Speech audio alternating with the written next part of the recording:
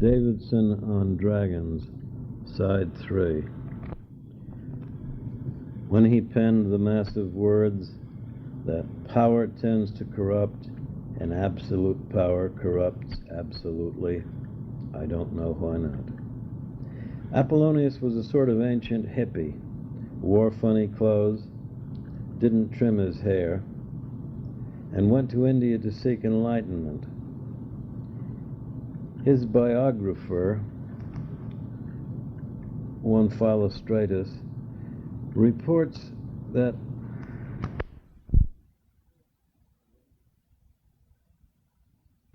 Apollonius saw mountains planted with pepper trees cultivated by apes, and then there were certain dragons of extraordinary size, from whose heads were thrown off flames of fire, and if you slew one of them, he says, that you found marvelous stones upon the head. Note, in this case, upon, and not inside. Note also the mention once again of India.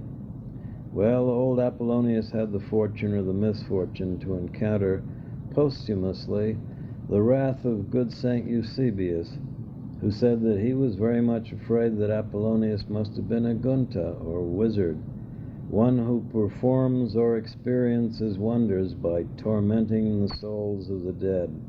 A severe charge indeed. Onward. Apollonius said, or Philostratus said, that someone named Hierocles said, that Apollonius said, that the Arabians have a way of understanding swans and other birds by eating, so they say, some of them the heart and others the liver of dragons. We need linger no longer in considering this than to observe a similar notion in the Burgundian legend, which became attached to Siegfried and eventually to the Nibelungenlied, the dragon Fafnir, and all the rest. I wish I could recall who it was said of Siegfried that if he did not at all times behave in all respects properly, we should remember that his childhood was spent in large part alone, with no one for company but a metallurgical dwarf, by name Alberich. Perhaps in another lecture we can discuss the absolutely fascinating fable of the ironsmiths, those magicians who burst the Bronze Age asunder, and who for their pains were sometimes regarded as priests, and sometimes as gods, and sometimes as unclean outcasts who turned themselves into hyenas of nights, and who sometimes were lamed. Remember Vulcan? To keep them from running away with their magical knowledge. Perhaps, and perhaps not. For the present, we must stick to dragons. Now, in case you are hankering for some further details about the wars between the dragon and the elephant, Clark B. Firestone, in that wonderful book, The Coasts of Illusion, subtitled A Study of Travel Tales, quotes one John Locke, who, in his book, Voyage to Guinea, paraphrases an ancient belief. They, the elephants that is, have continual warfare against dragons which desire their blood because it is very cold. Remember now that reptiles cannot sweat to cool off. And therefore the dragon, lying await as the elephant passeth by, windeth his tail, being of exceeding length, about the hinder legs of the elephant, and so staying him, thrusteth his head into his trunk, and exhausteth his breath, or else biteth him in the ear, whereunto he cannot reach with his trunk. And when the elephant waxeth faint, he falleth down upon the serpent, being now full of blood, and with the poise of his body breaketh him, so that his own blood with the blood of the elephant runneth out of him mingled together, which, being cold, is congealed into that substance which the apothecaries call sanguis draconis, otherwise called cinnabarus, commonly called cyanoper or vermilion, which the painters use in certain colors. Quite a story. And if you should shake your head and give a wry smile at how dragon's blood should turn out after all to be nothing but vermilion, take a moment to recognize that vermilion turns out to mean little worm. And worm, as we have seen, among its other meanings, means dragon. Let us take a quick hop, skip, and jump. Lo, there's the lad Arthur, withdrawing the sword from the stone, thus proving himself to be rightful king of Britain and son of old King Uther Pendragon. Pendragon? Which last name may mean Dragon's Hill, Cape Dragon, Mount Dragon, Dragon's Head, or, at its simplest, Head Dragon. Long, long did King Arthur, the Dragon King's son, keep at bay the savage hordes of Anglo-Saxons, those barbarous peoples with the hyphenated name. In the end, and after his death or disappearance, they triumphed, and the Britons were either slain, enslaved, or fled across the seas to Gaul, thus establishing Brittany. Else they fled into the mountains of what the Sassenachs, the Saxons, called Wild Wales. I myself, 27 years ago, last winter, was in London when King George VI died, and I stood well muffled, though not well enough, in the rain and sleet and snow, and while the muffled church bells tolled and the minute guns boomed, saw pass between the silent throngs the coffin with the royal corpse, followed by, amongst others, 3 royal dukes, one himself an ex-king, and one now so suddenly the husband of a queen. I saw displayed as it passed by the standard of Ireland with its harp, the standard of Scotland with its St. Andrew's cross, so reminiscent of the Confederate flag. I saw there too the standard of Wales with its dragon rampant, and I saw the standard of England with its St. George's cross. And if you think that everything I have said so far is mere myth, mere fable, mere legend and tale, tell me, is it mere myth and fable and legend and tale that the dragon banner kingdom of Wales was conquered and slain by England, whose banner was and is still that of St. George, who slew the dragon? Tell me, who slew the dragon? Was it not St. George? Tell who cleft the devil's foot and got with child the mandrake root. Is not the mandrake, the man-dragon, which medieval writer says that at the midsummer celebration, lads burned bones and filth to generate a noxious smoke, and so drive away dragons, which, excited by summer heat, copulated in midair, poisoning the wells and springs by dropping their seed in them.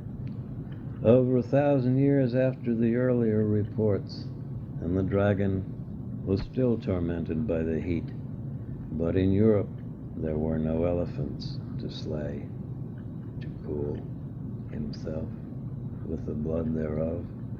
I have quoted Clark B. Firestone, and now do so again. It is perhaps just a little curious, is it not, that he whose name is Firestone tells us that the dragon stone, that gem torn from the head of the fiery dragon, is a remedy against plague, poison, dysentery, and nosebleed, and that if the monster awakens before the operation is complete, the stone will vanish to forestall awakening. Drowsy herbs are scattered about, and sometimes incantations are muttered. Which herbs? Perhaps not poppy, nor mandragora, nor all the drowsy syrups of the East. Mandragora, mandrake, dragon. When the Roman writer Lucan declared to the dragon, "You burst apart vast bulls," was he perhaps thinking of bull elephants? It is or was a well-known fact that one of the ancient libraries, Ignatius says Constantinople, and I forget who said Alexandria. There is no essential conflict. It might have been Alexandria's before it was Constantinople's. One of the ancient libraries contained a copy of the Iliad and or the Odyssey, written upon the intestine of a dragon. And, says Ignatius, it was 125 feet long. This, I suppose, we must assume the scroll and not the dragon. If this was the very copy which Alexander the Great put under his pillow along with a dagger each time he retired, he perhaps did not sleep well of nights. Ars longa, vita breva. Firestone once more. Chinese Materia Medica, he says of the dragon that its voice resembles the beating of a gong. And I ask, can this possibly shed any light for us upon those only partly puzzling lines of Homer's, the wine dark, the dolphin torn, the gong tormented sea? But, say the Chinese, the dragon, however, cannot hear it, for it is deaf. It is fond of gems and jade and excessively fond of swallow's flesh, but it dreads iron, beeswax, the moon plant, the centipede, the leaves of the pride of India, and silk dyed in the 5 colors. This all sounds precise enough to seem authoritative, but allow me to ask, when the dragon causes eclipses by swallowing the sun or the moon, how is it, if it indeed is deaf, that the swarming masses of China invariably forced it to disgorge by swarming out in their hundreds of millions and beating furiously upon every pot and pan in the Middle Kingdom? I shall not ask also how it is in such a case that the dragon was obliged to make rain in time of drought by the emperor's beating upon a dragon-skin drum, for this fact was revealed to me one day at lunch by one of the last surviving eunuchs of the imperial court, long, long ago, and I shall save the story for my lecture or lectures entitled Eunuchs and Unicorns. But perhaps, I suppose, the dragon is deaf, and it was the vibration alone which attracted his attention.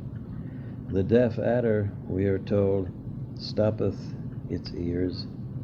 The Chinese traveler Huan Sang, who lived over 1,300 years ago, has excellent advice for us.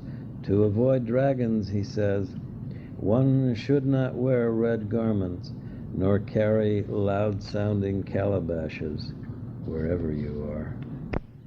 Here is my last quotation now from the learned Mr. Firestone, who says that, as it stands, the dragon myth is like the fabric of a vision, in which tatters of experience are woven on the looms of sleep by the master weavers of hope and fear, and in this faded grotesque one may decipher the eternal dream of mankind. From a trade list, not dated, but dating from sometime in the mid-1300s, of items imported into Florence. It is a fascinating list, but it is also a long one, so I shall quote sparingly. Wax of Montenegro, wax of Ragusa, wax of the Byzantine Empire and of Bulgaria, rock candy, camphor, caraway, fish glue, indigo of the Adriatic, indigo of Cyprus, white sandalwood, red sandalwood, hard soap, soft soap, dragon's blood, mustard, yellow sulfur, black sulfur, and so on and so on. You see how matter-of-fact the old merchants were. Soft soap, dragon's blood, mustard, business is business, eh? The skeptical modern editor of this text describes our item in a footnote as A ruby red gum resin. Bless you there, Charlie. Used in pharmaceutics and as a color. But can you imagine going into a store and saying, "Give me a ducat's worth of dragon's blood," and getting it? Talk about the romance of commerce. Very well, let's talk about it. Here's something right from the dragon's mouth, so to speak. The Book of the Wares and Usages of Diverse Countries, 1458. The chapter entitled, How to Know Many Wares. Wax ought to have a rich color and be clear to the bottom. Anything hard to understand there? Dates ought to be fresh, large, and ripe. I couldn't agree more. Onward. Dragon's blood ought to be red and blood-colored, light, clear, clean, and glistening. And indeed it ought. What news on the Rialto? Can I get you anything when I'm down?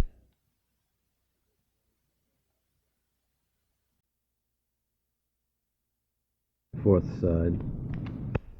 While I'm downtown in the gondola. Yeah. How about a pound of wax, a pound of dates, and a pound of dragon's blood while you're at it? Meanwhile, when it's not elephants, it's eagles. Between the eagle and the dragon, says Armstrong's Folklore of Birds, there is constant enmity, the eagle seeking to kill it, and the dragon breaks the eagle's eggs. This seems rather reckless on the eagle's part, and my own explanation is that the eagle only goes after young dragons, which, threshing around in the nest, probably does break some, if not all, of the eggs. Nowadays, of course, there is less peril from dragons breaking the eagle's eggs. Instead, the eggs break because the shells are weakened by the DDT washed into the rivers and consumed by the fishes, which the eagles eat. If the stone falls upon the pitcher, or the pitcher falls upon the stone, woe to the pitcher. Now, remember how St. Eusebius scoffed and scorned about Apollonius of Tyana, and how the biography of the latter told of his having seen dragons in India with stones on their heads? Here is a little something from Jordanus Catilinus, the Bishop of Columbine, who reports in his own book, Mirabilia Descripta, circa 1450, that in the third India, there are many dragons with brilliant stones called carbuncles in their heads. Well, true that the bishop does say in and not on, but here's something from Purchas his Pilgrims,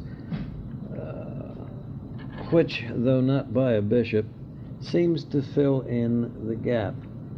There is, in India, he says, a snake, which they call of the shadow, or canopy, because it hath a skin on its head. You see, on its head, wherewith it covereth a very precious stone. And a modern commentator adds, clearly the cobra. Some things are clear to some people and to others, and if it is a fact that the cobra has a stone under its hood, he ought to tell us so, I think. Personally, I have no intention of looking. There are some things I am, under some circumstances, willing to take on faith. And what I say in regard to all these data, here a little, and there a little, and little by little bit, it all adds up. Unless, of course, it all falls apart. Here's another little bit from Monsieur Bessy, whom I have had occasion to quote before. The unicorn was a symbol frequently used by the alchemists, and it represented Mercury and the lion. And now it has now and then seemed to me that the logic of Monsieur Bessy is a bit messy now and then. And here, for instance, I have to ask myself why the lion, which was itself an alchemical symbol, should have been symbolized by the unicorn, which is, after all, in this case, another symbol. But I am intrigued by this alchemical association of the lion and the unicorn, which, as any fool can plainly see, are, in heraldry, the supporters which hold up the Royal British coat of arms, one on each side. The lion was an English symbolic animal from of old, and the unicorn came in, I believe, from Hanover, whose royal, if that is Limoges, family inherited the English and Scottish thrones after the death of the last reigning Stuart monarch, Queen Anne. What, however, has all of this to do with our topic, the dragon? Why, Monsieur Bessy goes on to say that the unicorn was intermingled with the eagle and the dragon, and I suppose he must mean as an alchemical symbol again, or perhaps he doesn't exactly. Perhaps he means that in sundry alchemical processes, experiments, perhaps we should call them, perhaps not, substances symbolized by the unicorn were intermingled with substances, chemicals in other words, alchemicals, represented by the eagle and the dragon. Now, since we have learned but a little earlier that the eagle and the dragon are at enmity, so how come, when the said substances are, so to speak, chemically incompatible, how did the alchemists manage to intermingle them successfully? Well, maybe they did all the same. Maybe. We, God knows, don't know everything that went on in those quaint old laboratories. Then or later, the old Earl of Cavendish, I hope I've got the right Earl, or I may hear from the House of Lords about it, had a private lab early in the 19th century, and I understand that purely for his own amusement, so to speak. He successfully pulled off many an electrical experiment which did not come to the eyes of science for another half century because he never told anybody. Purely his own business, so to speak, and there are, after all, no eccentrics like the great British eccentrics. The regular electrical experimenters had to find it out for themselves, and it took them 50 years, man. Now, weren't they pissed off when it turned out that old Lord Cavendish or whoever had already done it? A fact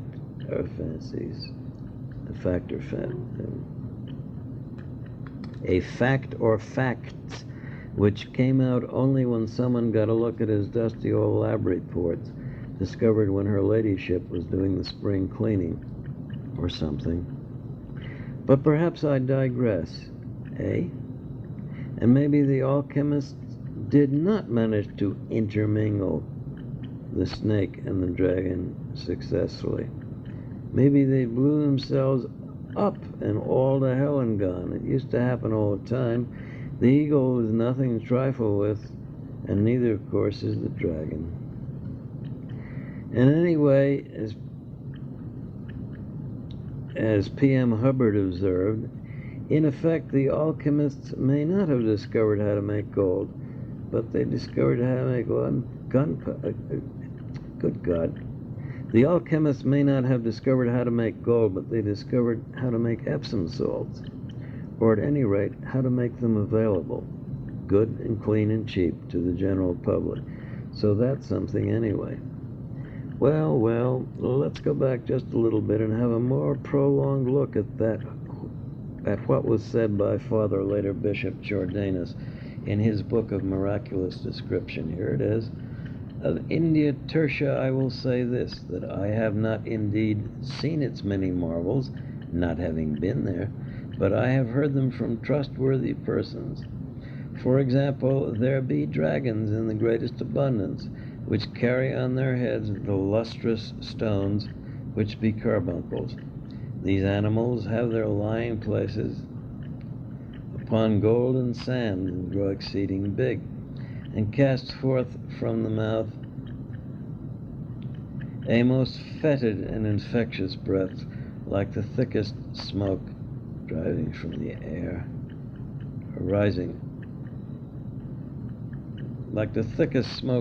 from fire.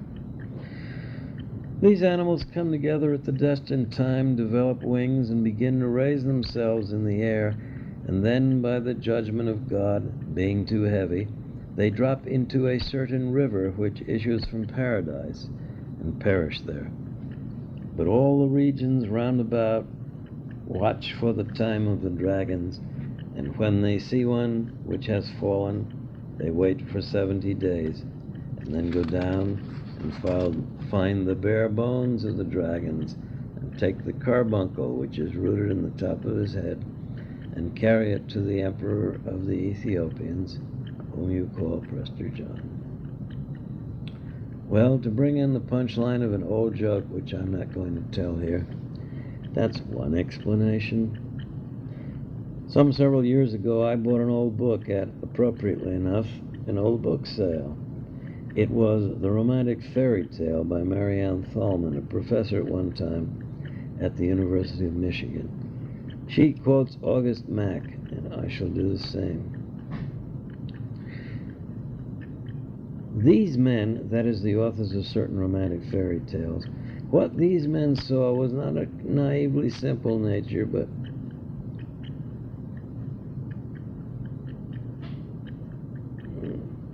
mysterious signs which could be singled out and become, in this abstraction, the means to magical spatial effects. They did not want to copy the world. They recreated it, responsible to themselves alone. Truth does not depend upon actuality. It must merely fill us with certainty.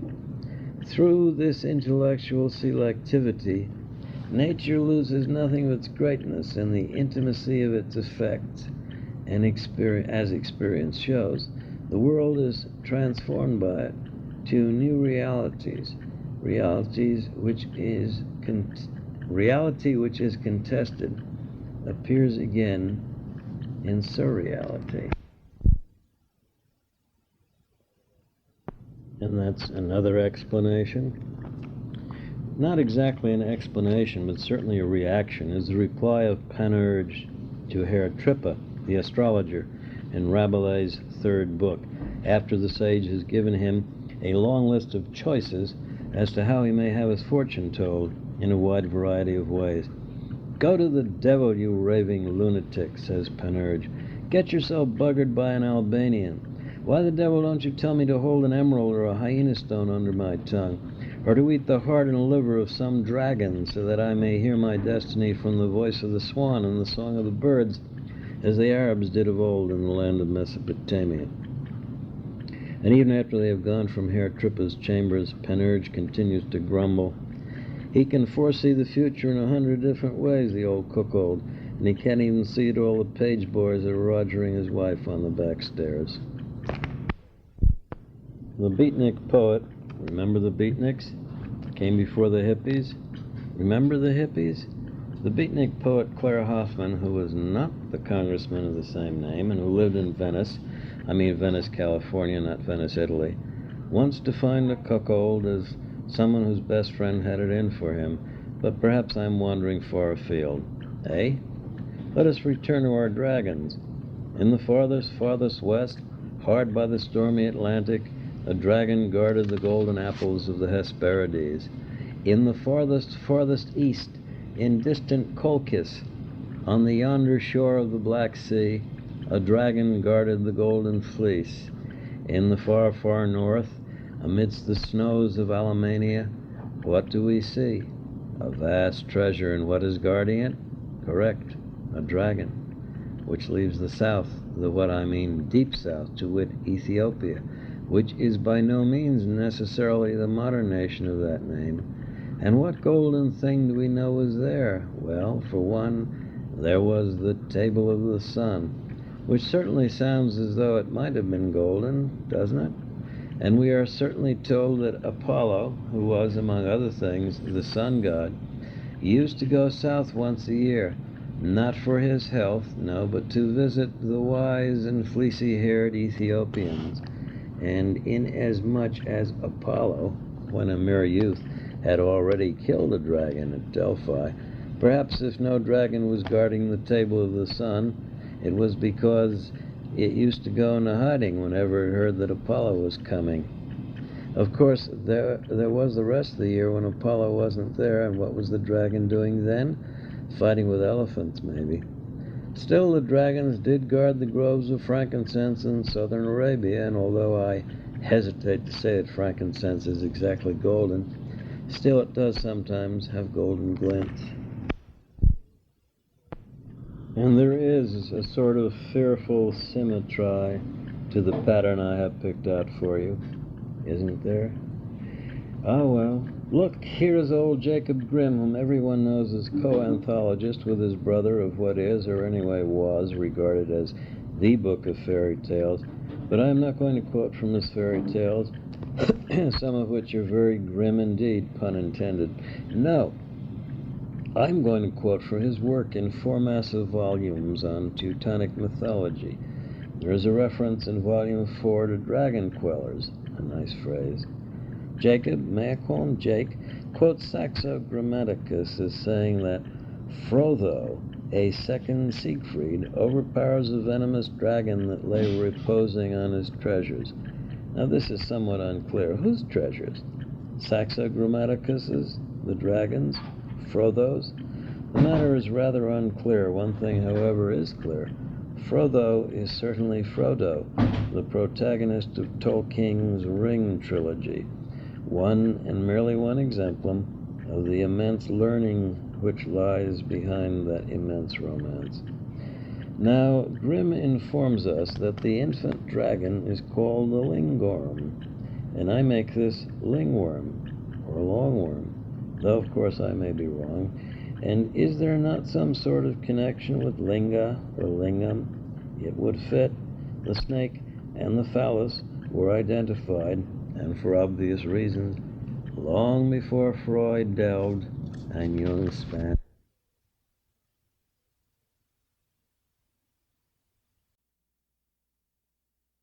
Hear the voice of the bard, who present, past, and future sees, whose ears have heard the holy word that walked among the ancient trees, calling the lapsed soul, and weeping in the evening dew, that might restore, that might recall the fallen pole, and starry, starry light renew. Earth, O earth, O earth, return, return, why dost thou turn away? The starry shore, the watery floor, is given thee till the break of day. Dragon, Part 5, Adventures in Unhistory, rehearsal, so to speak, University of Texas at El Paso, October 5th, approximately 1979. The phrase, the dragon at Delphi, has a sound of great power, like the word Ticonderoga, which, however, unlike Delphi, has nothing to do with dragons. Let us therefore and immediately close the door on Ticonderoga in the name of the great Jehovah and the Continental Congress. I have had occasion to inquire into a big, I might almost say a vast book called Python by Joseph Fontenrose and subtitled A Study of Delphic Myth and Its Origins. He says in his introduction, in dealing with Asiatic myths, I have had to rely upon the studies and translations of Orientalists, but the work of specialists, after all, is intended for the use of others. Indeed it is, and I am sure that Mr. Dr. or Professor Fontenrose would in no wise object to my using his own immensely impressive work. Sometimes I shall be using it, simply or complexly, to tell you what he himself, with or without the help of others, has to say on this subject. Sometimes I shall be using it complexly, or simply, to remind me of my own discoveries or subsequent inspirations. And sometimes I shall be telling you of Mr. Fontenrose by name, and sometimes I shall not. So there. Listen, the late appearing version of a myth may very well have appeared earlier in writing, or an orally transmitted version may very well then have received literary notice for the first time. In short, no evidence can be ignored. All is grist to our mill. Fontenrose. In speaking the word python, which is itself a word of power, in the biblical cautions against witchcraft, what the King James or Protestant Bible terms familiar spirits are, in the Douay version, or Douay version, or Catholic, Old Catholic version, termed pythonic spirits. We're not speaking of the ghosts of snakes, you know. Python was the name of the great serpent or dragon which appeared at Delphi, which it were useless to describe as a stony island off the coast of Greece, because after all there are no other kind. You must get into your pointed little heads once for all that this reptile was not called Python because it was a big snake. No, no. The big snake of that name is so called because it was named after the one at Delphi. If that is not utterly clear, you are all going to be very confused. And where are we? We are at Delphi. Okay, onward. Delphi was one of the places called the navel of the earth, and what is attached to a navel in the original state? Yours, mine, the Roman Pope's, anyone's? Answer, an umbilical cord. And isn't an umbilical cord somewhat serpentine in appearance? If you have never seen one, or are too shy to cop to it, take my word, it is. But dragons, you will say, perhaps, being reptiles and hence hatching out of eggs, have no navels. And indeed they have not. This, of course, does not bother dragons, who are much too busy with their usual fun and games to worry at not having belly buttons. And their usual fun and games includes making or being thunderbolts and chasing meteors or meteorites. One did not know that dragons chase meteors or meteorites. One evidently has never seen a traditional Chinese picture of a dragon with mane flying and claws curving and body twisting and tail writhing as it pursues a great ball of fire.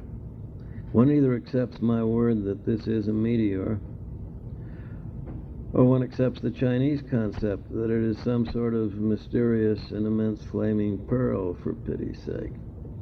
And if you would rather believe that there are pearls up there than that there are meteors up there, well, all I can say is what the great Duke of Wellington, the conqueror of Napoleon, said when, dressed in full uniform, he was accosted by a boob who asked, "Mr. Jones, I believe?" "Sir," said the Duke, owner of the second most famous face in Europe. "Sir, if you believe that, you'll believe anything." Now then, Davidson, what was the dragon doing in Delphi? For that matter, what was anyone doing in Delphi? To visit the great temple of Apollo? Ah, but we are, suddenly, in Delphi at a time when even Apollo, one of the immortal gods, had yet to be born, and even then people were coming there to worship, despite the fact that the dragon, whose name, by the way, was Pytho, in one form, that the dragon would pounce down upon and eat them. That's the old-time religion, and it's not good enough for me. Here we have the Romanian scholar and writer Mircea Eliade. And let's, for the moment anyway, not have any of those pre-Polish jokes like, if you have a Romanian friend, you don't need an enemy, or Romanian recipe for an omelet, first steal 2 eggs. Next comer out, Eliade is deep, man. Eliade is heavy. It is true that some of his deeps and heavies would probably be of interest only to another Romanian, but not so, surely, in his book called The Forge and the Crucible, subtitled The Origin and Structures of Alchemy. Mircea Eliade speaks of the early religious significance attached to aeroliths, in other words, meteors and meteorites and lapidary and so on, and lapidary, whatever, and so on, aeroliths. He says, continues to say, The early religious significance attached to aeroliths. They fall to earth charged with celestial sanctity. In a way, they represent heaven. Heaven, via meteorites, impregnates the earth with iron. The thunderbolt and the meteorites cleaved the earth, and Delphi, most famous of the clefts of ancient Greece, signifies the female generative organ. Plato reminds us that in the matter of conception, it is the woman who imitates the earth, and not the earth who imitates woman. That's what the dragon was doing at Delphi. When not eating people up? Maybe. Evidently, the meteorites were, in any way one view, regarded as dragon seed. You will recall from my previous lecture, and damn well better, the medieval report that in summer the dragons, disturbed by the heat, attempted to copulate way up in the middle of the air, and when baffled, dropped their seed upon the earth. A very dragonomorphic conception, wouldn't you agree? And let us remember, too, that Monsieur Bessy, in his highly suspect History of Magic and the Supernatural, has declared that in the Chinese cosmology, the symbol of the sky also stands for the father, the dragon, and the male procreative force. A force which, I need hardly tell you, is regarded as being both desirable and dangerous. George Eliot, whilst going on and on about old Silas Marner and other dreary topics, did declare that, quote, the rude mind with difficulty associates the ideas of power and benignity, close quote. And I must have quoted her a million times. Back to Bessie, busy oversimplifying the ancient Chinese. But who are we to complain? Voice from the audience. Who do you have to be? Bessie says, the earth symbol also stands for the mother and the female principle. Are you getting all this? Don't make notes. Anybody I see making notes? F for flunk. You misspell all the names and miss my elocutional gems. Voice from the audience. How do you spell gems, Professor? Onward. Quote, quote.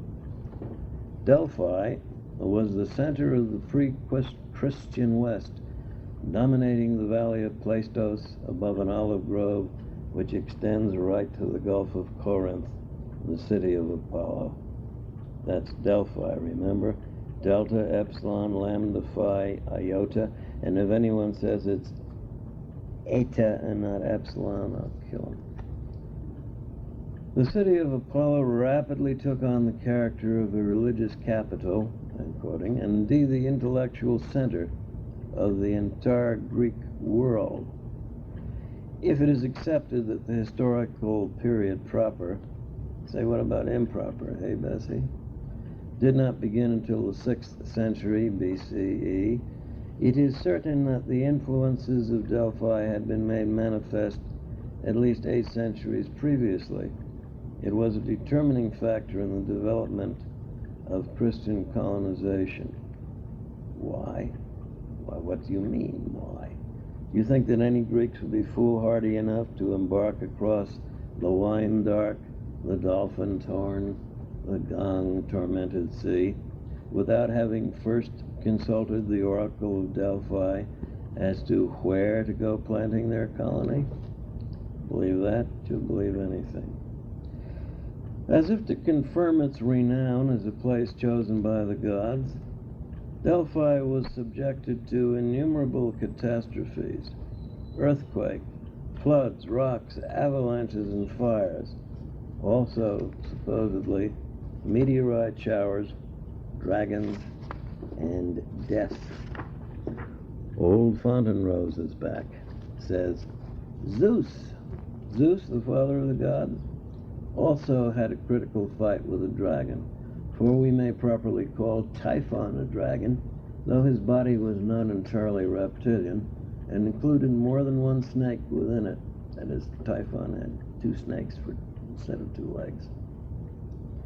We may also call him monster or ogre, but the Greeks called him Drakon. Enough on the road. Now, are you slightly puzzled? Zeus has a fight with a dragon, Typhon, and Apollo has a fight with a dragon, Python. Which form of the name came first? Ah, the ancient Greeks didn't know, and I don't know either. It may be that there are some things which man is not meant to know. We are informed rather casually, on a sort of take it or leave it basis, that the root of Python is from a Greek word meaning rotten or rotting. And why? Because after Apollo killed it, it rotted, right? Believe that and you'll believe horses are called equine because they pull equine. Of course, there is an old story that Python was named from Pytho, an old name for Delphi. I can hear one ancient Greek saying to another, both sailors probably, and it's late Sunday afternoon and they are bored out of their gourds, and one says to the other, "Christ, what a rotten place." And the other one, who is a bit better boned up in his comparative religion, says, "By Zeus and by Apollo, it is a rotten place. Let's take the ship's boat over to Corinth while the captain's drunk and see if we can scare up some action." So off they go, little realizing that they have put into usage a word which will endure for untold millennia, only maybe not. So onward. And Typho? This is said to come from another ancient Greek word. The Greeks had a word for it, oh boy, meaning smoke. I forget just why. Now my theory, kids, my theory, if you want to know, is that Python, meaning rotting, was called so because dragons' dens are always full of rotting stuff. Dragons are slobs, man. They even smell rotten. And Typho from smoke, right? Because, well, what comes out of a dragon's mouth? Smoke. That medieval thing about building big fires of rotten stuff in hopes the smoke would scare away the dragons, hair of the dog that bit you, or in this case the dragon. Similia similibus curantur.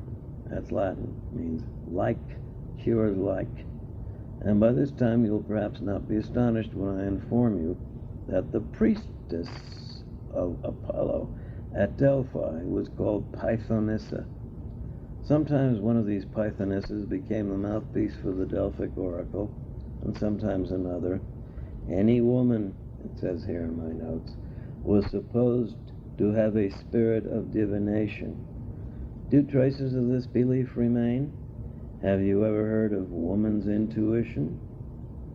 But just try calling them Pythonisses today, boy. Betty Friedan will personally come down and cut your kidneys out, after which perhaps feeding them to a dragon. According to some, though not all, ancient illustrations on pots and plates, fragile things which have survived long after massive temples have crumbled into the earth, the dragon at Delphi had 3 heads. And this brings us back to Byzantium, old and never-dying name for what later became Constantinople, capital of what we call the Byzantine Empire, or the Eastern Roman Empire, but which in the Middle Ages was called simply Greece. As this country shrank and dwindled, sundry items of the glory which was were removed from their ancient original sites and taken to the capital. The magnificent bronze horses of St. Mark's Cathedral at Rome are one example, although those were later rapted off to Venice. We've mentioned this next one before, but let's mention it again. Out of each of the 3 heads of the serpent column of Delphi came water or wine or milk. That's, of course, a legendary report from the Middle Ages. Somewhat of a come down from former times when one would suppose the 3 heads would burp venom, smoke, and a really terrible smell. Well, here's some more on another item at Constantine City, which I've also mentioned before in passing. To wit, a triple-headed dragon which belched fire and ignited hostile ships. Now that sounds much more like a dragon and less like a dispensing machine, doesn't it? It was in Delphi, over the doorway to the temple of Apollo, that a mysterious, some say a divine hand, wrote the well-known, but perhaps not well enough, words, "Know thyself." Largely to Robert Graves goes the credit for reminding us that Apollo was, among other things, not only the sun god, but the mouse god. Well, Apollo killed the dragon. The dragon is a sort of huge winged snake. Snakes eat mice, mice eat grain. Grain is the source of bread. And Hesiod reminds us that mortal man must till the earth for bread or perish. Of course, having killed the dragon snake at Delphi, sacred to the Pythonesses, who via the oracle were prophetesses, made Apollo god of prophecy as well. Another saying, this one from Chilon of Sparta, not merely engraved but consecrated at Delphi, says that misery is the companion of lawsuits. Moral, never sue a dragon. Darwin said something which reminds us vaguely of what I've said above, just above. Darwin said that the presence of old maids in the countryside increased the amount of wildflowers there. His logic runs as follows. Wildflowers are pollinated by bumblebees, but mice eat bumblebees. But old maids keep cats, and cats eat the mice. Now, no doubt at all, many of you are asking yourselves, where does he get all this stuff from? Imbecile question number 936. Where do you writers get your ideas? And in this last case, Harlan Ellison tells us that the correct answer is Schenectady. However, the true and simple answer is that over many, many years I have read many, many books and made thereon from many, many notes. And these have produced many, many patterns, and I have just followed these to their logical confusions. And if you've got any other questions, keep them till after class. We began the first dragon lecture, I hope you recall, no notes, with references to an old book called The Periplus of the Erythraean Sea. Remember? You better. We learned, whether from the text itself or from the commentaries on the text, or both, that the dragons of Arabia guarded the groves of precious frankincense trees, and that from time to time these dragons, probably in the off-season, taking advantage of low rates, flew over into Egypt or into Ethiopia, where they made war on elephants, so notoriously cold-blooded. So now hear another quotation from the Periplus. Well, to be frank, from my notes on the Periplus, and if you want to know, my notes on the Periplus, the translator and editor who wrote the notes of the latest edition was a Wilbur, or rather Wilfred, Schaff, and was quoting Strabo, the ancient geographer. So you see, if you thought that writing history in any form was easy, well, as Cromwell put it to the Scottish Congregationalists, I beseech you, brethren, in the bowels of Christ, consider that you may be mistaken. We are on what is now called the African shore of the Red Sea, and just below the Red Sea is a place, the same shore, anciently known as Azania, a name which the South African black nationalists have recently appropriated because the name South Africa gives them bad vibes, despite the fact that Azania, Somalia is its modern name, is about 3,000 miles away from South Africa.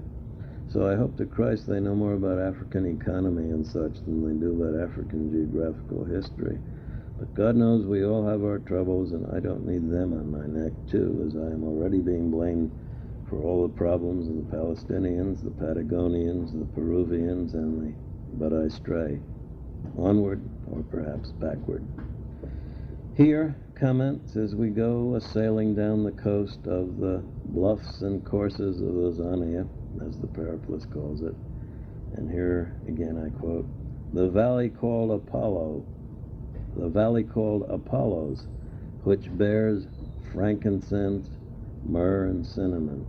Hey, thought that all the frankincense was on the Arabian side, didn't you? Well, live and learn. Quote, next is the mountain Eliphas, projecting into the sea. Eliphas means ivory. And not only does ivory come from elephants, it was to fight the elephants and get cooled off in their cool blood that the dragons flew over from Arabia. And if the dragons had been guarding frankincense in Arabia, so who was guarding it in Africa? Damned if I know. But it does seem as if we just may, have pinpointed a scene of a battleground between those two kinds of great beasts. Wowie zowie, gang. An aside, a fascinating aside, and if I see even one eyelid droop, at least one head will roll, I warn you. An aside, after leaving the bluffs and courses of Azania, the Greco-Roman trading ships went on and on and on, eventually to India. And among the items they picked up by way of trade there was, and listen carefully, honey from the reed called sakari. Did you get that? Honey from the reed called sakari. The reed in question was the sugar cane. The honey, so-called, was actually a very thick molasses, in other words. And this is evidently, and so far as I know, the earliest reference to sugar, which has just entered Western commerce. Be sure and tell your dentist. Back to Bessie on the defeat of the dragon who protects the primeval female cults of Delphi, as he puts it, and he may be right. Now, if I remember, old Zeus, who was himself a dragon slayer, had been playing some of his favorite funny games and had knocked up someone named Leto. Wasn't Mrs. Zeus mad? It wasn't, after all, the first time this had happened. So there was Leto, pregnant, and in fact pregnant with Apollo. The dragon old Pytho, who was, by the way, according to some accounts, a female dragon, tried its best to gobble the baby, but no dice. The baby was born, the baby grew. Accounts differ as to how much the baby grew before the moment of truth. In some versions, Apollo was still a child when he killed the dragon at Delphi, and, says Bessie, installed at Delphi the sun cult of the male principle. Bring back the mother goddess, girls. The good old days when you and your babies got eaten by dragons. Only maybe not. But let's not have any religious arguments, okay? Onward. Leto, by the way, was known as the goddess of fertility and eventually gave birth to twins, appropriately. Apollo was one, and Artemis was the other, also being known as Diana, the huntress. If Diana ever hunted dragons, however, damn if I know. The twin motive reappears. Hypnos and Thanatos were twin brothers. Quote, Apollo and the Muses love Hypnos. Hypnos, of course, means sleep, and Thanatos, of course, means death. But perhaps we better stick with Apollo. Another good reason for his killing the dragon was that he was, after all, the sun god, and as all the best old Chinese authorities have told us, eclipses are caused by a dragon's eating the sun, or in cases of partial eclipses, remember, trying to eat it, and before being scared off. Of course, the Chinese don't believe all that old stuff anymore, and don't we sort of wish they did. We mentioned here last time Pliny the Elder, old Pliny, write that down. No notes, right? But I think we have not before mentioned a later Roman writer named Silenus, who was called Pliny's Ape. Now, a book on the history of map-making may not seem a likely source for the sort of stuff we go into here, but rather like old Pliny, I rather think that everything is to be regarded as a likely source. Lloyd A. Brown, author of The Story of Maps, tells us that Solinus told of people in Italy who sacrificed to Apollo by dancing barefoot on burning embers, and he described the huge pythons of Calabria in southern Italy. It is probably only a coincidence, if one can ever dare say only a coincidence, for perhaps there are no coincidences. But still, it is at least mildly curious. Here we have Apollo, we have pythons, we have fire. No one would argue that dragons are birds, so don't even bother calling that to my attention, do you hear? But they both have wings.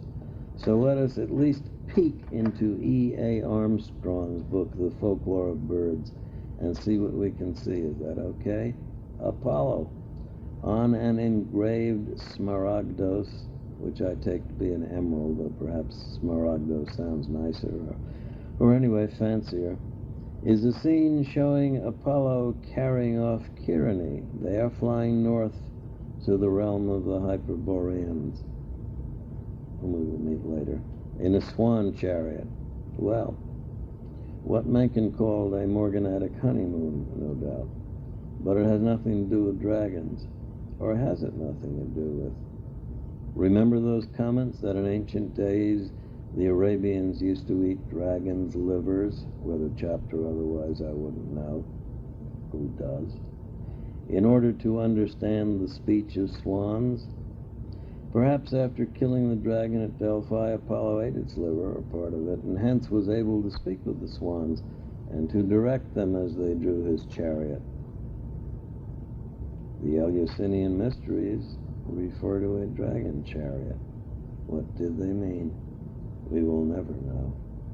But perhaps the swan being sacred to Apollo, the swan was sacred to Apollo, and let us hope they did not often sing to him, however often they may have spoken to him, for the swan never sings except just before death, as is well known.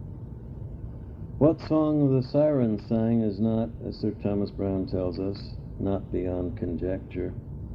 So too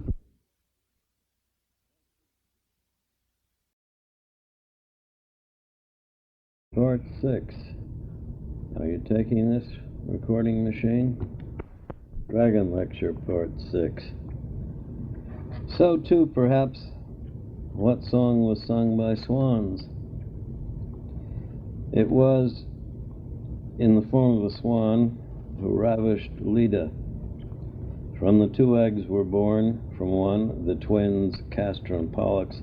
From the other there hatched out Helen, later named of Troy. Ladies, you've got to watch those swans every blessed minute. Ah me, the practice of transformation or metamorphosis, shape-shifting if you will, is a subject in its own right, and we will deal with it at length in the lecture on the werewolf. It was a favorite trick for those old leches, the Olympians, to change their shapes and forms at the twinkling of a passing girl. Zeus is a bull, and so forth and so on. But here is one which ought really to surprise us. I quote from Jacob Grimm. Apollo, in the form of a dragon, conceived a son by a mortal female. Apollo, the dragon killer, assumed the form of a dragon? Well, there it is, in black and white. Wonder what it was like to have had a dragon for a father. After all, could it have been worse than having bristles down your backbone, like the Merovingian kings? Wouldn't like to go for a piggyback ride with those boys. Hog bristles, those were. Well, here's Dr. Fontenrose again. He is chiefly interested in the dragon myth as an exemplum, and perhaps the prime exemplum, of what he calls the combat myth. And he lists quite a number of what he calls themes of the combat myth. I won't quote them all, but I will quote some. Ready or not, here I come. Remember, though, the enemy, as Fontenrose calls him, is not always a dragon. The enemy, whether dragon or otherwise, lived in a cave, hut, or tree. Well, I've never yet heard of a dragon that lived in a hut, but of course dragons often do live in caves, and in their related form of snake, if you assume that dragons are not supple enough, and a rather dangerous assumption that would be, often coil around trees, particularly if they're guarding some treasure in the tree. He was guardian or spirit of a spring. We'll get to this one again, you'll see. He lived in lake, sea, or river. The Chinese have always meticulously distinguished between sky or air dragons, earth or land dragons, or water dragons. In Japan, a dragon was often found at the bottom of a pond or well. In both the case of Perseus and Andromeda, and of St. George, the dragon comes out of the sea. The Loch Ness monster lives in a, loch, which is Scottish for lake. And the author of the book, The Great Orm of Loch Ness, produces sundry reports, much more recent than ancient Greece, of what were described as laithly ones. Loathsome, in other words, in rivers and streams in England and Ireland during the Middle Ages and later. And need I plant in your mind that the legend of the dragon may very well be associated with that of the sea serpent? Could the so-called dragon-headed Viking ships have been modeled after sea serpents? Well, back to Fontainrose in about time, eh? The enemy was gigantic. He had non-human form, most often that of a snake, but also lizard, crocodile, scorpion, fish, hippopotamus, etc. The enemy sent death by fire, glance, or breath, fire from his nostrils, mouth, or eyes, poison-laden breath from nostrils or mouth. Here let us pause a moment and take a sudden thought in the manner of those ancient or modern who feel that legend and or myth is always an allegorization, or should I say personification, of some form of nature. Jupiter Pluvius, for example, is the rain personified. The yellow hair of Apollo is the sun and its rays, and so on. What can we say in such terms of the fire-breathing giant whose breath is poisonous and laden? Could it be perchance a volcano? Aha, maybe. But why take all the fun out of it? Onward. The enemy was vicious and greedy. He carried off the young of man and beast. He was gluttonous and a man-eater, a lecher and ravisher, demanding that maidens be offered to him. This last demand, of course, perfectly fits both the legend of Perseus rescuing Andromeda when she was changed to the rock to await the monster's coming, and of St. George, whose adventure was so similar to Perseus's that skeptical historians have supposed that the St. George story is no more than an imitation of the Perseus story, with the addition of Christian elements, such as St. George's persecution by the pagan and Roman Emperor Diocletian. Well, I suppose it may be so, only maybe not. After all, more than one man has shot a polar bear, for example. More than one man may have shot a polar bear and rescued a young woman at the same time. If there was any truthful or actual circumstance behind the Perseus story, the same circumstance may have recurred at the time of St. George. By the way, although we are told that St. George lived in about the 3rd century of the Christian era, there is no record of his legend in regard to the dragon having appeared before the 10th or 11th century. In recent times, the Roman Catholic Church has given out that there was no actual dragon and that it merely symbolized evil. As to this, I will merely recall that my old barber, Jimmy Piccone, now in his 90s, told me that on a rock near his native town in Sicily is what is said to be the footprint of a dragon. What do you think, Jimmy? I asked. I ain't made up my mind yet, he said. It has also been said that in late pagan times, which were in part early Christian times, when the old heathen faith was fading, Perseus represented the divine power which rescued the human soul, symbolized by the maiden, from the threatening monster death.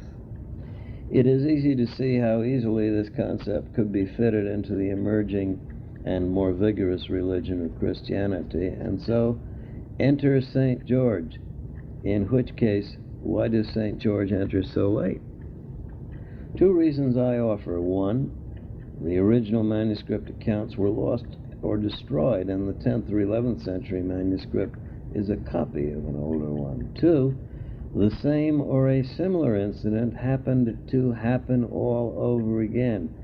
A vigorous and heroic man, rescued a young woman from a threatening monster on or near a seacoast, and is about the only class of people in those days who could write with the priests. They hastened to rewrite the incident, and in good Christian terms, lest the recent incident should play into the hands of those who might try to connect it with the old pagan accounts. Who's a good saint for this? St. George? Local chap, good idea. Lend me some ink. Do I really think that such an incident really occurred in or near the 10th or 11th century in the Middle East? Not necessarily. I merely think that one could have. Then, earlier yet, later. May I remind you, after all, of the young lady from Spain who was frequently sick on the train, not once and again, but again and again, and again and again and again. And may I tell you very, very briefly of the early 20th century and American account of an unfortunate young woman who had accused a young man of a criminal, nay, an abominable act against her, which dreadful deed was allegedly committed in a seaside cottage. I may, to use the words of the afflicted victim, it was nothing but rape, rape, rape all summer long. Apollo killed the dragon Python in Delphi in Greece, exactly where Zeus killed the dragon Typhon. My exceedingly exiguous notes fail to remind me, but presumably also in Greece. However, it may have been in more than one place. In the year 1950, ever such a long time ago, shortly after the death of Zeus, I found myself in the island of Cyprus on Mount Troodos. One of the local scholars informed me, and not without pride, Mount Troodos was one of the three authentic Mount Olympuses in the ancient world. Cyprus, though largely Greek in culture, lies nearer to what is now Turkey and was formerly called Asia Minor, or Little Asia. One of the ancient divisions of Asia Minor was called Phrygia. And here I quote, confound it, and in Phrygia, and here I quote from Fontenrose, Halia, the sea woman, lay with the dragon in a grove of Artemis in Phrygia, and so became the ancestress of the people called Ophiogenes, snake-born. Let us go over some of these implications. Apollo first killed a dragon. Later, he assumed the shape and form of a dragon and had a son by a mortal female, as Grimm reminds us. Grimm doesn't say where these Olympian shenanigans took place, perhaps in the grove of Artemis in Phrygia. And Artemis was the twin sister of Apollo. Nice goings-on. Not very particular about allowing her grove to be used as a sort of motel, was she? Serve her right if her nephews and nieces were snakes or dragons. St. George killed his dragon near the seaport of Jaffa, now called Jaffa, just south of Tel Aviv, with which it forms a joint municipality. Curiously enough, that is exactly where Perseus had killed his dragon, and in former times local people could point out to you there a rock on which were to be seen, no, not the footprints of the dragon, or conceivably a duck-billed dinosaur, no, the marks of Andromeda's chains, by which he had been fastened to the rock to await the slime monster to heave himself up and come ashore for a dinner date, and I am afraid something even worse. Sigh. Joppa is quite a ways from Greece. It is even quite a ways from Asia Minor. It is not quite so far from Syria. In Syria flows the river Orontes. May I now drop the other shoe and disclose that according to one account, the river Orontes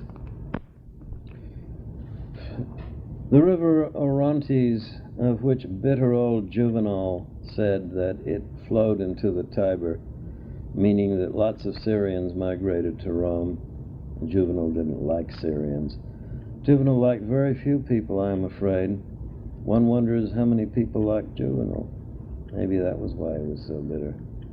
According to one account, the river Orontes used to be called the river Dracon. Got that? Get this. Who came there to visit one time but Perseus? Didn't he have and hadn't he had enough of dragons? Some people never learn.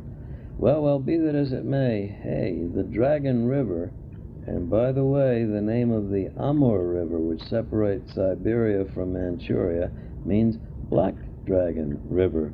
One at each end of Asia. Curious, what? Is it possible that each was named simply because it was a rather snaky river? Stuff. Piffle. Enough debunking. On with the story. Well, the Syrian Dragon River began to flood the land. Perseus, what shall we do, was the common cry. Perseus, after all, knew all about dragons, right?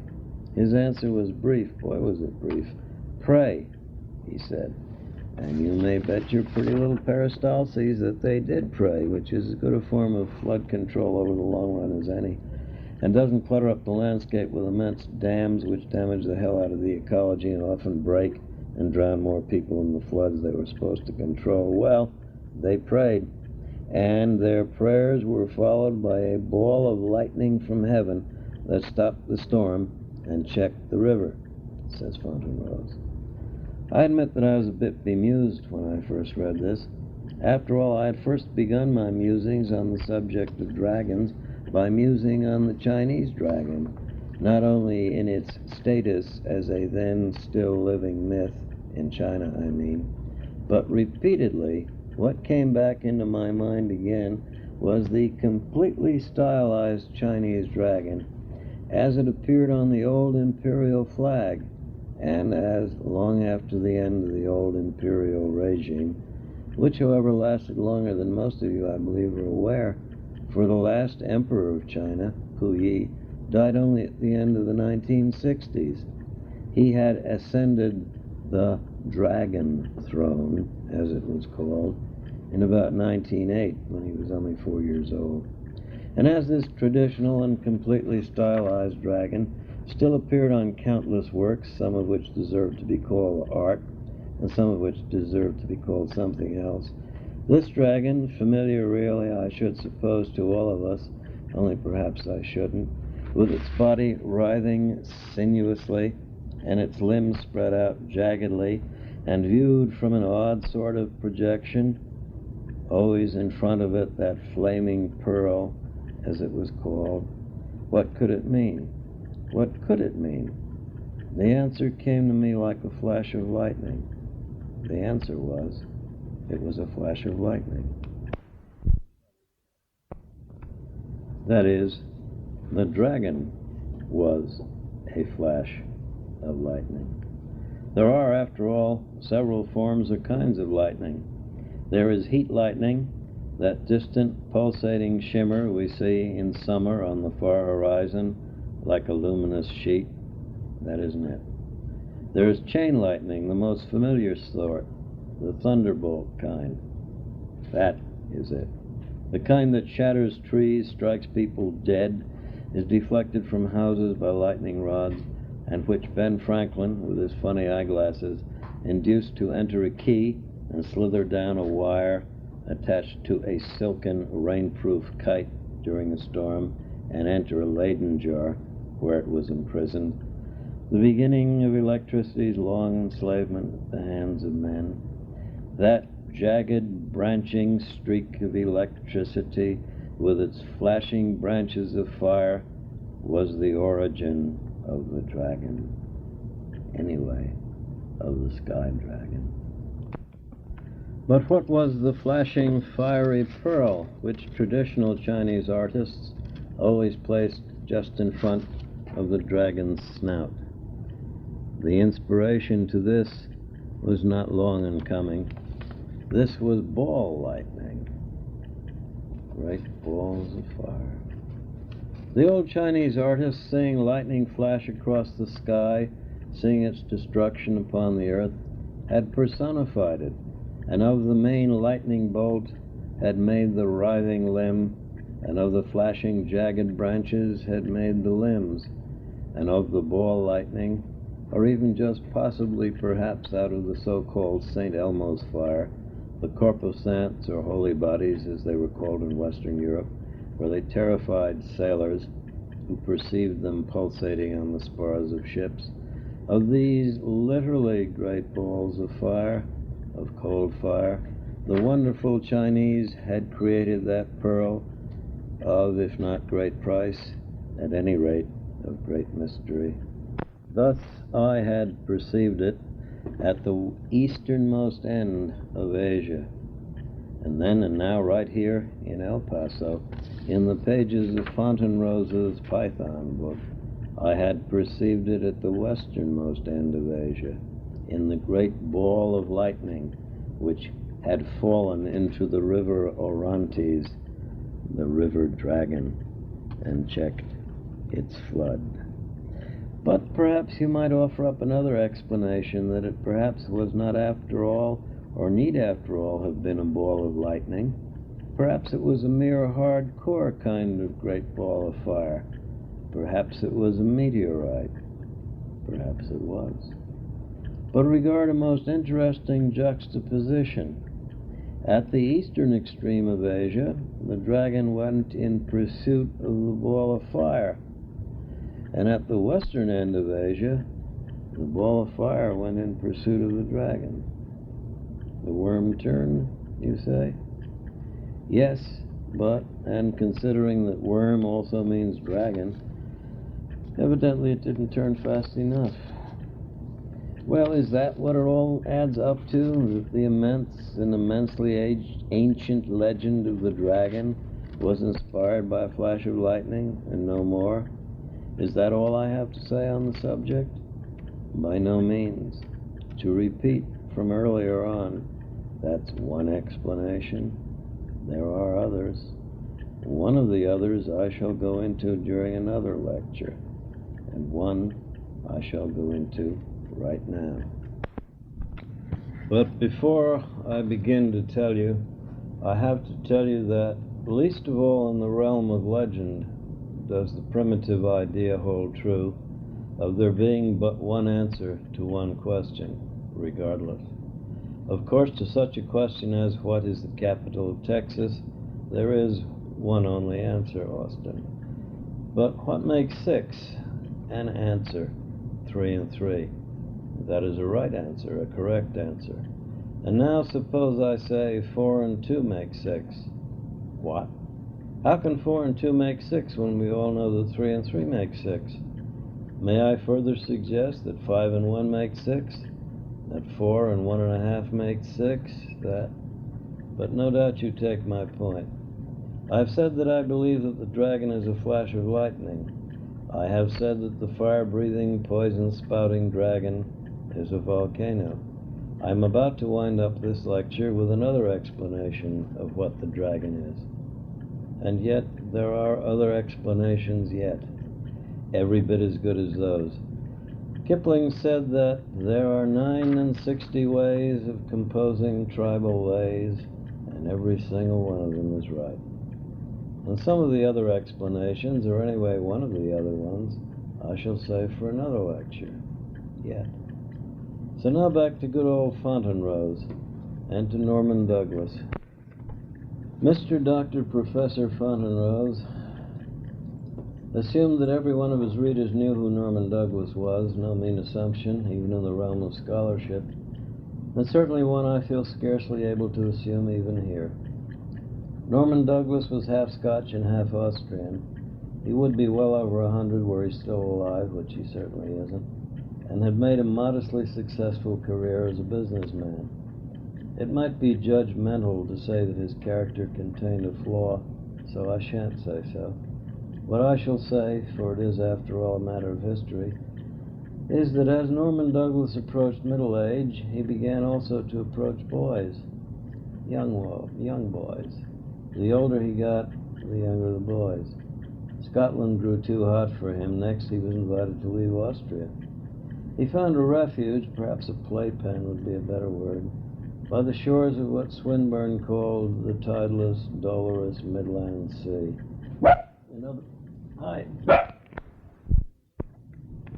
In other words, the Mediterranean.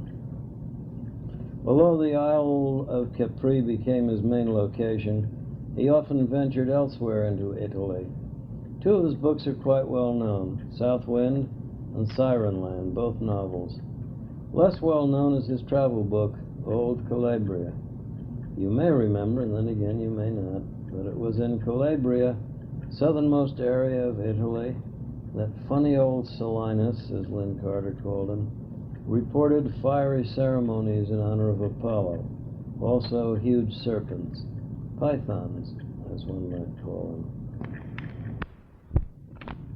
Fontenrose says that in the book Old Calabria, Douglas, with remarkable insight, foreshadowed some of the conclusions which have been reached by other authorities, including, by the way, Fontenrose. In fact, in one or two items, Douglas foreshadowed the conclusions which have been reached by Davidson. Let us quote. Are you ready? Go.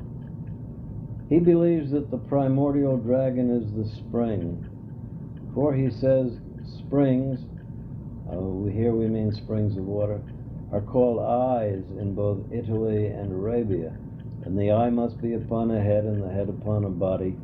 The snake suggested the proper animal shape for the spring to take because of his glassy eye, earth-dwelling habit, cold blood, and tenacity of life. He might have referred also to Hebrew ayin, which means both eye and spring. Then he points to springs in Greece and Italy that are now called Dragonaria or Dragonara. As springs flow night and day, so the dragons are sleepless. As earth's children, they guard the treasures within her. The spring dragon also becomes a river dragon, who becomes hungry and spreads over the land and floods. A volcanic crater is a spring of fire, so he becomes a fire dragon that flows forth in lava torrents, or whose poisonous breath becomes the noxious exhalations from volcanic fissures. The dragon was so often identified with volcanoes that ancient and modern authorities have derived the dragon Typho's name from the Greek word for smoke. Well, it may be so.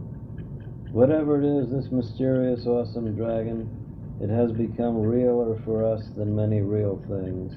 Everyone knows what a dragon is supposed to look like. How many can describe a wombat? And as for treasure, what does Fontenrose think? I have already once quoted Pindar, the Theban eagle, as Pope called him. Fontenrose quotes Pindar as Pindar begins and Fontenrose closes. Best is water, then gold that gleams like fire, blazing at night, supreme above proud wealth.